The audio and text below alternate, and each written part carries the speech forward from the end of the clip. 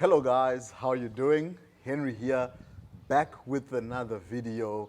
Man, if you guys, if you are joining me, for the first time, a very warm welcome to you. Hit that subscribe button and let us grow together. And if you're back again, a very warm welcome to you. And thank you for the support.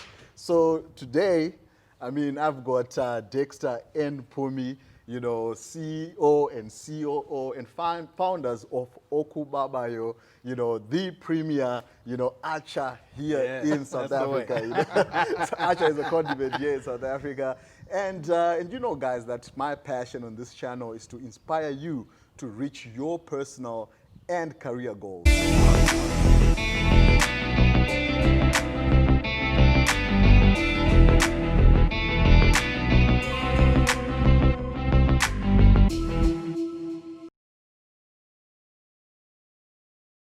And one of the ways that we do this is by inviting, people who've actually established, successful careers, successful businesses, to discuss, what the ropes look like, so that, we can actually learn, from each other. So, Dexter and Mpumi have established, Ocuba Bio, this company. They didn't want me to say this, but man, it's turning over millions, man. Man, it's out there, man. It's public knowledge, man. If you guys dig deep, you will find this information. So this company has been going for 5 years now, 2020.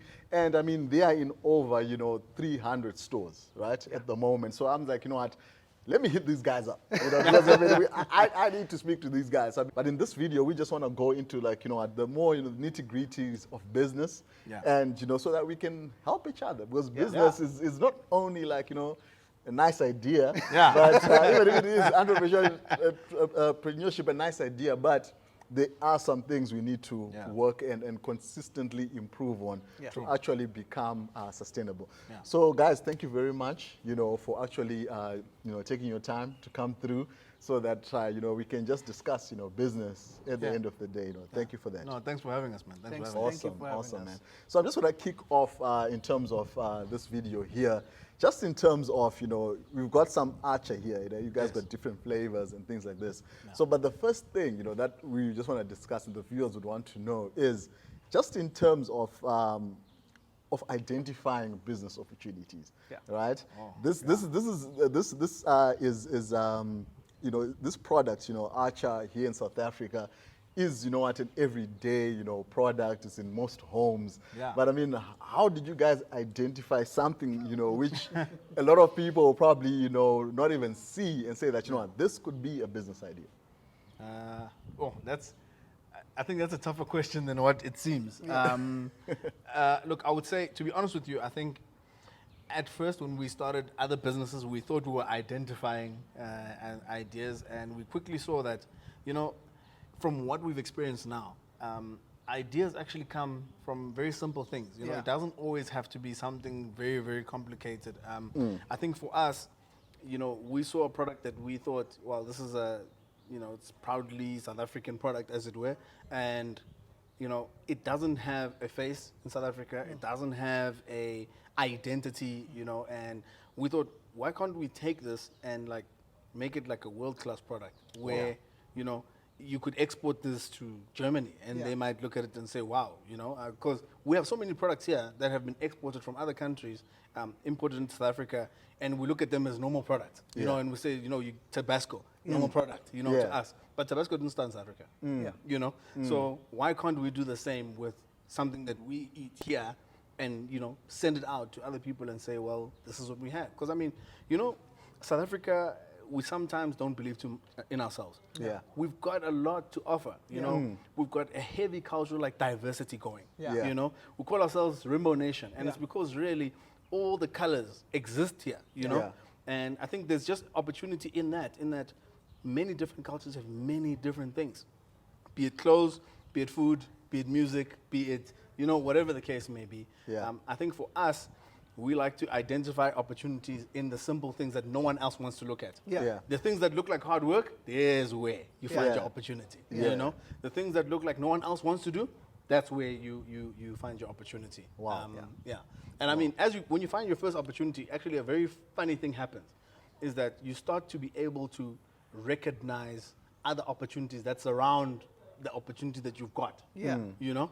So yeah, I think, you know, there's never a straight answer to that question Yeah. because it's not a textbook question or a textbook answer. Yeah. But it's to say, you know, simple ideas, they work. Yeah. You know, and where it looks like it's a lot of work, that's the one that you should be chasing. Wow. Because no one else wants to do it. So why not? And I think, as you said, it's not. There's no simple answer because Yeah. it's like it's some things you get on the journey, right? Yeah, That's right. That's so it. so That's right. and that journey looks different for different people. That's it's like I think when you think of you know, if you look at our business and maybe you go to our website, you might see our mission and vision statement, the thing that we want to do. But you know, that mission and vision statement is not necessarily something that was there on the very first day that we started the business. You know, and that's something to keep in mind. You know, I feel like it's almost a developing, shape-shifting kind of an idea of what you want to do in those early period. You know, you don't really want to constrain yourself to something, because I think in that early period you are, you know, you are what's the word? You are Trying to figure you're yourself trialing. out. You know, there's a bit It's of trial and error. trial yeah. You know, figuring out what works, what doesn't. And I think in that period as well, like Dexter says, as you've sort of latched onto an idea, you know, you start to recognize, you know, what's working, what's not working. And then, you know, for us at least, you know, the vision, you know, then is birthed, you know, to say, okay, wow, we're actually onto something here. Oh, shucks, you know, from here we can go from here, you know, and maybe do that, you know. So, Yeah. like you said, the idea for us was to sell Acha first and foremost, you know. Yeah. Yeah. You know, and as we went, we said, you know what, let's take, I think that the idea sort of molded and became something else to say, let's take a South African product that is enjoyed by a small LSM of the country, and let's bring it up to be enjoyed by the country at large, and not just the country at large, but the bigger vision is the world at large. Wow. You know, and Acha is although that's the product that we've got now, you know, we don't define ourselves as an Acha company. You know, we define ourselves as a food manufacturing company. Yeah. You know, and the first product that we've brought to the market is Acha, but we hope to bring other products just like this, you know, that appear to be on the fringes. Yeah. You know, we want to bring that, clean that up, and give it to South Africans as a whole on the formal shelves, you know, in a way that people can enjoy, you know, from LSM 1 to LSM 10. Yeah. You know, Wow. so that's the idea. Wow, that's amazing, man. I Yeah. think one thing that really, you know, stands out Yeah. is value addition, right? Yeah. I think that's the one thing. I mean, when you see like these products, man, these look clean, man. I mean, they look clean, man. They look clean, man. And I think that's one thing for sure. That you know, it's all about value addition. Yeah. So I like what you say. That you know, it's all about looking for something. Because sometimes you want, you know, the groundbreaking idea, the new thing, you know. Silicon Valley type of thing, you know. Yeah. But the amazing thing is, even most of those things, they came from somewhere. Yeah. Because I mean, I think Facebook, there was High Five. There was even something That's right. before that. So he didn't just rock out and, you know, Facebook. is, No, yeah. I mean, so you shouldn't sometimes think too hard and say that you want to outside of the box. Sometimes you just look in the box. You know, there's something you can, rather than try to stress yourself and whatever it is. Yeah. And I like what you're saying, that, you know, at the end of the day, let's look at, you know, how can, because we don't sometimes don't appreciate our own things, That's right. you know, as much. I mean, we don't even appreciate sometimes, you know, what we're doing. Because I was just laughing, you know, my friends, that, you know, like the Jerusalem Dance Challenge Yes. is happening now. I mean, corporates doing it Yeah. in SA, I even some mean, guys in all Zim of and that, stuff. yeah. But, you know, like, well, that thing really kicked off because, like, unfortunately, guys in Europe Yeah. were the ones who started Picked it actually up. picking it up. Only for us in Africa to now follow, to say, Yes, maybe that's this is true. something. That's but true. I mean, it doesn't change the song. The song has always been a hit. Yeah. But the problem was that maybe we're not appreciating it, you know, enough. Yeah. Right. So yeah. So, but the other thing as well now you've identified an opportunity, and you mentioned earlier that you actually saw this opportunity in an expo, right? Yes. So, I mean, what drove you to want to learn? So it's about learning. I think, Yes. Right. I mean, not many people would actually go to an expo. Yes. Yeah. To just say, you know, what is going to stand out for us. I mean, what motivated that? So I think we had tried so many things that didn't work. Yeah. That we said, you know what, let's get a clean slate and let's walk around businesses that are actually working. Yeah. You know, and you know, maybe we can grab some ideas from what people are doing. So that idea was to get to an expo, knowing that there's going to be all sorts of businesses there, And we were just hoping to find some sort of inspiration, some sort of gap. You know, they Yeah. always say find the gap in the market. You know, and we were looking for the gap. You know, Yeah. to say, you know, which space can we occupy? You know, which space can we dive into? Yeah. And we went and we looked at all sorts of things. You know, the first thing I think I remember, I was thinking maybe we can do like nappies or something. Or, Yeah.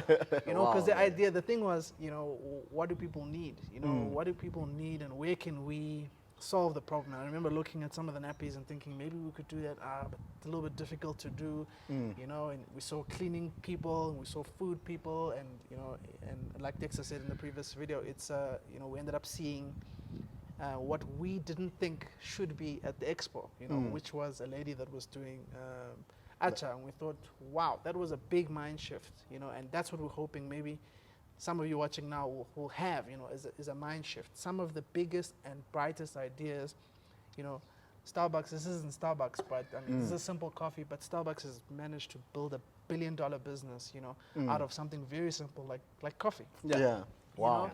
And so, you know, we should be inspired by those kinds of stories, I think, that help you to see that the opportunities are not, like you said, always outside of the box. Sometimes it's right in front of us. Open your fridge, and then that's where we're going next. That's Yeah. where That's where we're going next. That's our next place, the fridge. Wow, man. Yeah. I mean, that's exciting, man. So, Yeah. guys, I mean, learning, you know, going out there. I mean, it was probably on a weekend, the expo. Yeah. Yeah. You know, but so sometimes when break the routine, Yeah. you know, don't, you know, do something different. You Yeah. know, I mean, weekends, it's not just for, I don't know what you do. It's not just for series and, Yeah. and whatever. It's not your Saturday Yeah. to take off. Yeah. But it's sometimes you can actually invest the time and actually go out there, see what other people. What are other people Yeah. doing? You know, I mean, that was one of the things, and we still do it to this day. I Yeah. mean, we get involved in quite a few expos, Proudly South African and the like, and it's very interesting to see what people are up to. Yeah. Like stuff that you probably like, you wouldn't think they're busy with it. You know. Yeah. So if you go to like an expo, I mean, that's a good place for a person who's not sure what they want to do Yeah. to go to, because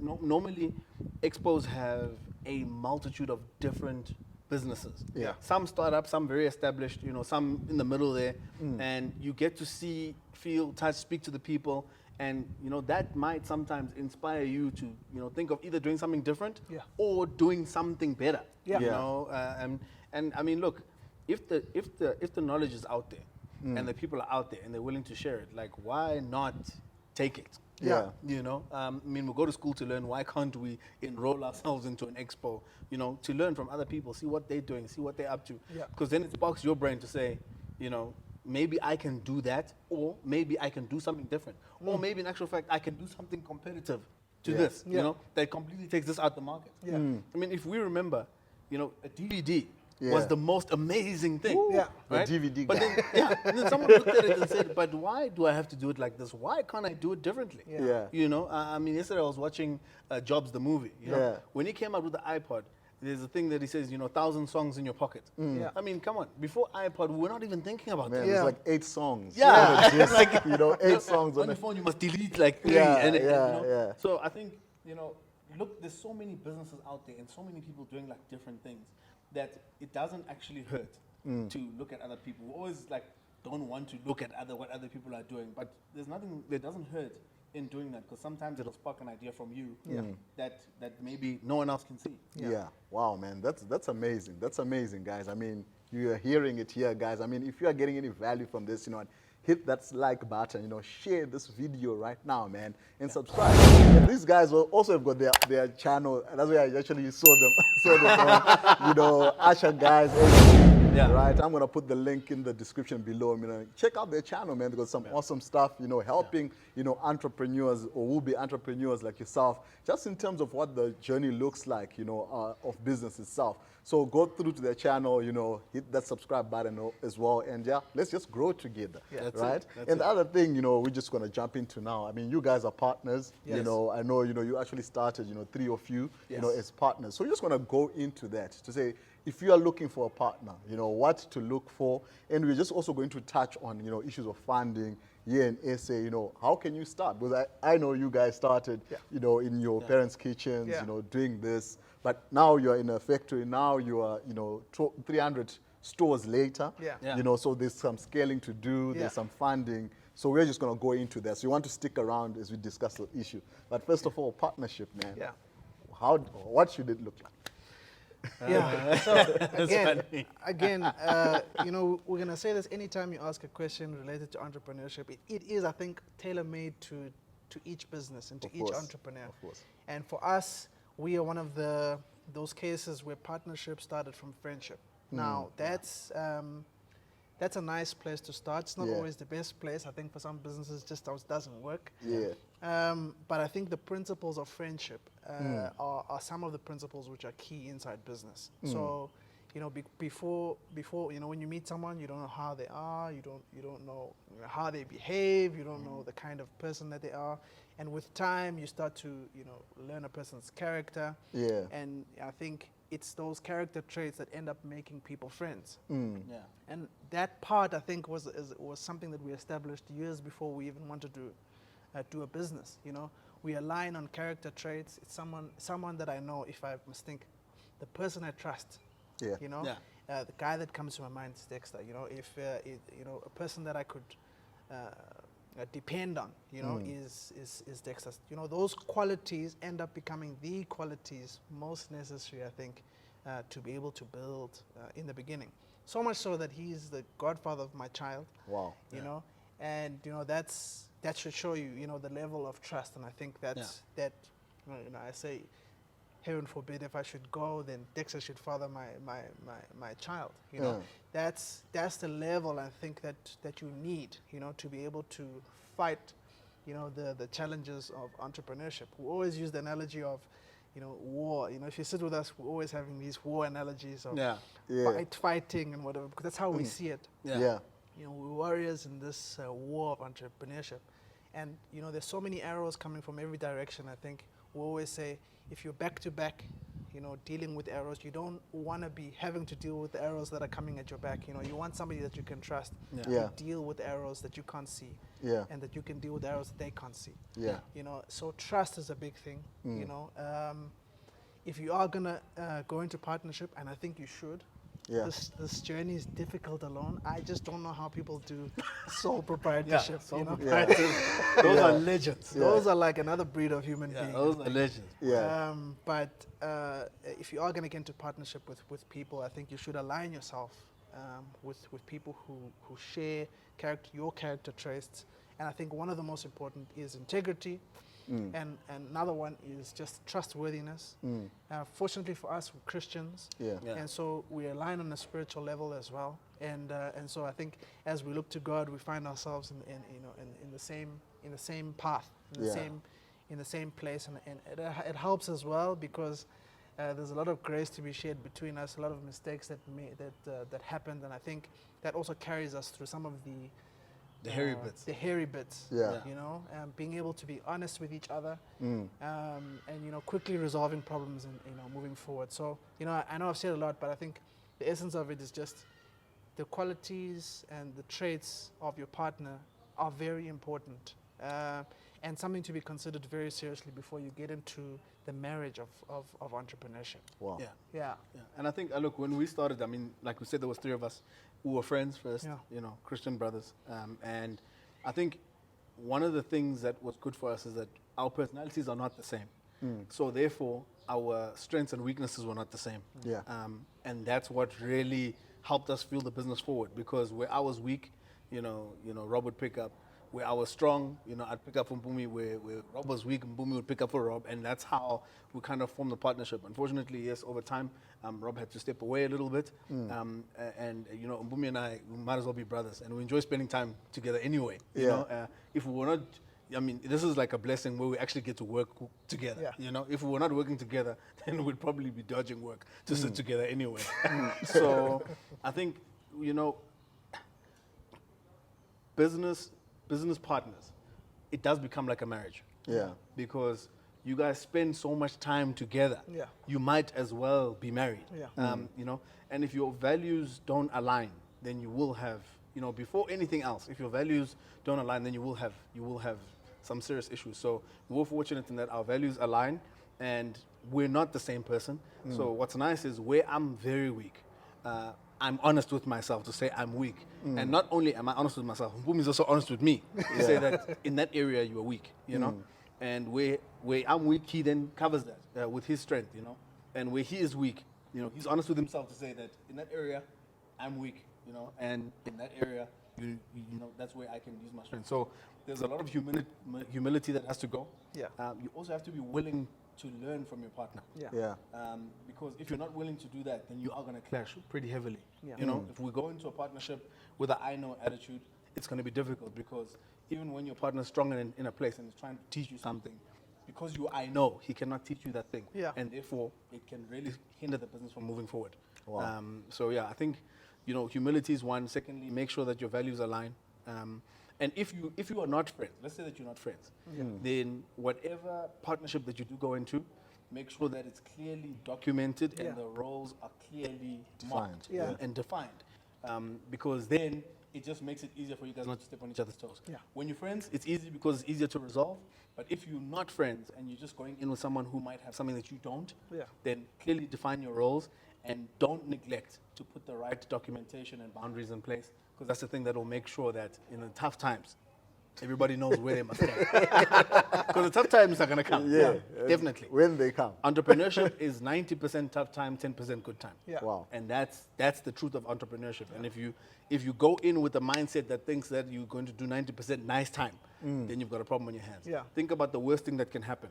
Define the roles in the worst thing that can happen. And if you've got that defined, then you'll be able to cruise. Yeah. Wow, man. Hey, that's amazing. That's amazing, man. And so obviously we talked that in terms of, you know, funding. Yes. Right? So we're just going to touch that. I mean, we've got a lot, man. I mean, Yeah. we probably need to do other videos. Another Got time, 10 man. episodes coming. Man, 10 episodes coming. But so let's just finish with this. Yeah. Let's just talk about funding. Yeah. Okay. You know, starting out, you know, where do you get funds for your idea?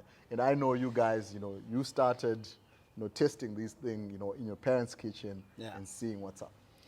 So funding, it's a touchy subject because I feel like it is, you know, there's so much literature about it, you know. Yeah. It is one of the most difficult things to navigate through, but shouldn't be the reason why you don't get started.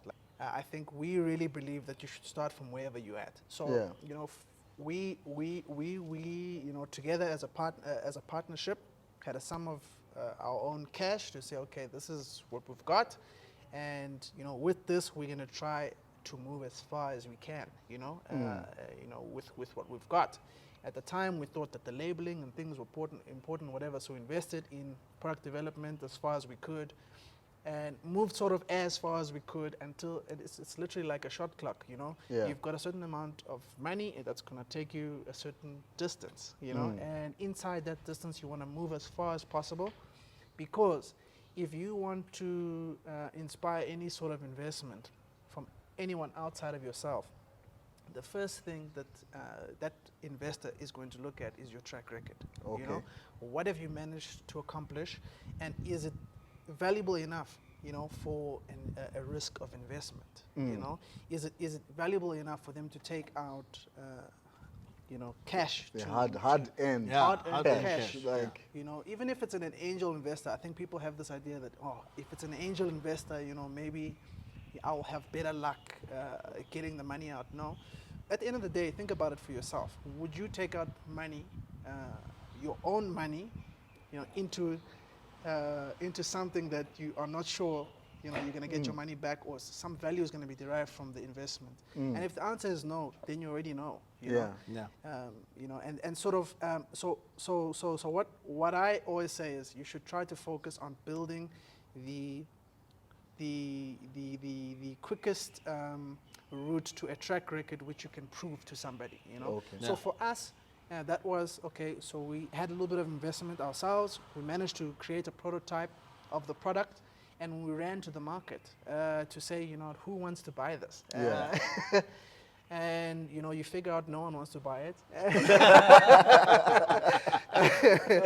You know, and you have to get creative. You know, and some of the most interesting and creative ways of selling and getting into the market are created and born in there. You're going to be tested in that period, and I think that also then started to help us to refine our sales strategies and things like that, and how to penetrate the market. It's not as easy as what we thought. We went into the market thinking, from the first month we're going to be, in the bucks, and it really wasn't the case. Yeah. We quickly found that, we thought people are going to buy tons and tons and tons of this thing, but no, the guy wants one bottle. He wants one bottle.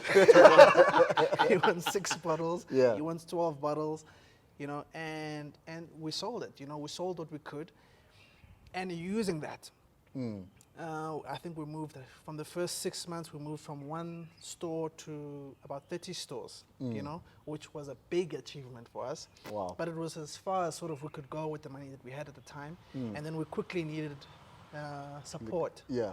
to keep moving.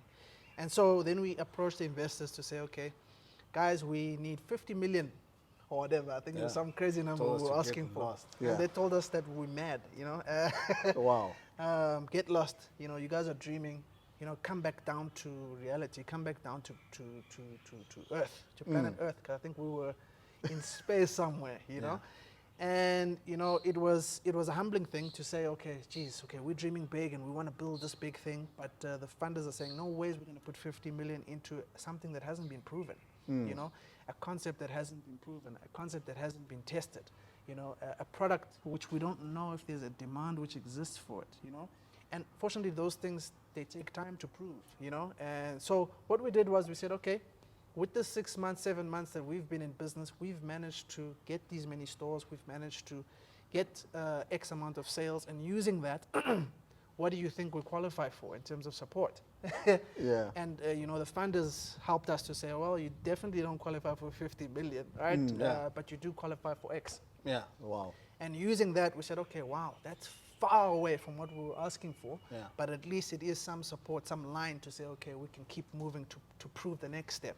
And I think we should try to get away from, this big, I think, like you said, the Silicon Valley stories. We always hear them. Guys get funded 50 million, 20 million, 100 million US dollars. And it's like, unless I'm getting funded that, it's not a serious investment. Serious thing. But I think, you do need to appreciate that there needs to be time given to prove your concept, because as entrepreneurs, everything looks great to us, but does it actually work in the real world? And you have to prove that for an investor to be able to, keep giving you investment. So for us, we had a 6-month case basically to say, this is what we've done, can you support us, to keep moving? And, that was enough to say, okay, we can. And then they gave us sort of line to say, look, this is what you've achieved. We will match your achievement to try to improve you. And then using that, we move step by step. Yeah. Oh, wow, man. Yeah. Wow, man. That's awesome, man. Yeah. Yeah, and I think in terms of investment, it's a very careful line, in that we all don't start from the same base. Yes. There's people who can get access to what they might think is a small investment. I mean, if you listen to Donald Trump, he once said, my dad gave me a small loan of $1 million. I mean, to him, it was a very small loan, because his idea was quite big. So I think, in terms of where we're all starting, it's all very different as to what we may want. One piece of let's just say experience that we could give to you is, we all want to be funded this big amount of money. Yeah. In order to do this big dream of a business. The thing that we don't cater for is the mistakes that are going to go with that, with that big amount of money, right? So we were fortunate enough that our funders brought us back to reality and said, there's no way we're going to fund you something crazy. Yeah. We're going to give you something that if you lose it, at least you still have a second chance. Yeah. Basically, in that little bit that they gave us, it allowed us to make a lot of mistakes and learn a lot of things that we did not. Well, you don't want to learn that with 50 million. Yeah. Because there's no coming back from that. Yeah. You want to learn it. Yeah, you want to learn it with 10,000. Because when you learn with 10,000, it's a setback. When you learn at 50 million, it's death. It's death. Yeah. Wow. So I think one of the things that, unfortunately, young entrepreneurs in South Africa, we hear about all these people who are getting mega tenders, who are getting big funding, and we want to be like that. And there's nothing wrong with wanting to be like that. But one of the things that you must always understand is when you're a small business, you still got a lot of mistakes to make. Yeah. You know, and those mistakes you're going to be making with someone else's money. Yeah. Once you've made those mistakes, you're not going to be able to pay that money back. So rather start with a small piece of funding, and whatever you do with a little, you can then build the case to be able to do with a lot. Yeah. Awesome, guys, man. Hey, you just heard it from the guys, man. We're going to do a lot, man. There's a lot to do, man. Marketing, getting sales, we're going to do that. Yeah. But for today, man, we're going to have to quit here. Man, Yeah. thank you very much, guys, man, for all your wisdom. Guys, if you got value, again, hit the subscribe button, like, man, and we will definitely see you on the next video. Cheers. Cheers.